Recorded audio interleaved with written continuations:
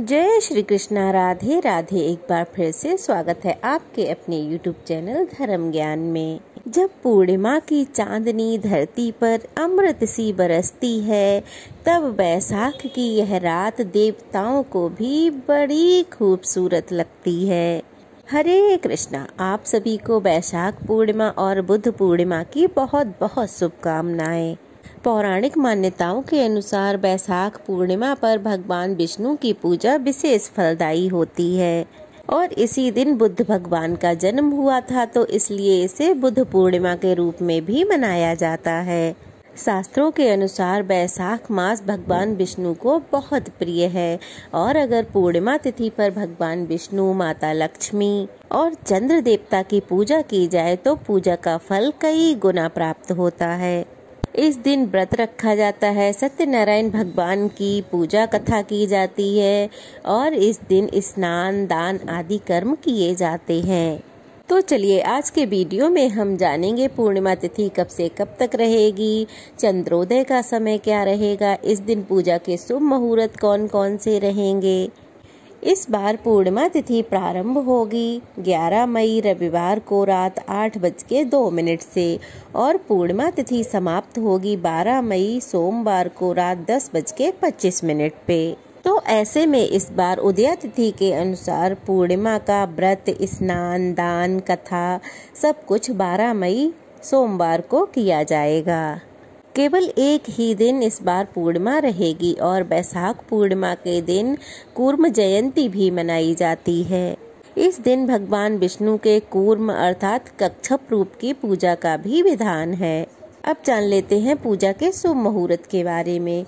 तो 12 मई को पूजा का जो सबसे शुभ मुहूर्त रहेगा वह है प्रातः काल की पूजा का मुहूर्त सुबह 4:29 से 5:32 तक और शाम की पूजा का मुहूर्त रहेगा शाम 7:03 से 8:06 तक।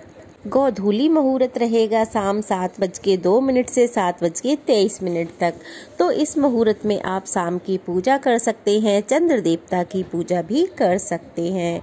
चंद्रोदय का समय रहेगा शाम 6:51 से। तो इस समय के बाद आप कभी भी चंद्र देवता को अर्घ दे सकते हैं और अपनी पूजा कर सकते हैं। 12 मई सोमवार को सूर्योदय होगा सुबह 5:51 पर और सूर्यास्त होगा शाम 6:55 पर। इस दिन ब्रह्म मुहूर्त रहेगा सुबह 4:14 से 5:02 तक। अभिजीत मुहूर्त रहेगा सुबह 11:57 से 12:49 तक। स्नान करने के लिए ब्रह्म मुहूर्त सबसे उत्तम मुहूर्त माना जाता है और अभिजीत मुहूर्त में आप भगवान सत्यनारायण की कथा और पूजा कर सकते हैं। इस दिन भद्रा भी रहेगी, लेकिन भद्रा सुबह 9:14 तक समाप्त हो जाएगी। जैसे कि हम सब जानते हैं भद्रा तीनों लोकों में विचरण करती रहती है, तो उसी हिसाब से शुभ या अशुभ फलदायी होती है। तो इस बार भद्रा का वास पाताल लोक में है, तो इसका कोई भी दोष पृथ्वी लोक पर नहीं है। आप किसी भी समय अपनी पूजा कर सकते हैं। और जो लोग बहुत ज़्यादा विचार मानते हैं तो ऐसे में वो सुबह 9:14 के बाद अपनी पूजा कर सकते हैं। राहु काल रहेगा सुबह 7:30 बजे से 9 बजे तक। मान्यताओं के अनुसार पूर्णिमा तिथि पर चंद्र देवता की पूजा करने से चंद्र दोष से मुक्ति मिलती है। भगवान ब्रह्मा जी ने बैसाख मास को सबसे खास बनाया है। तो मान्यता ऐसी है कि इस दिन भगवान विष्णु के साथ साथ मृत्यु के देवता यमराज जी को भी प्रसन्न किया जा सकता है। बैसाख स्नान का नियम लेने वाले भक्तों को पूर्णिमा के दिन विधि विधान से इसका उद्यापन करना चाहिए।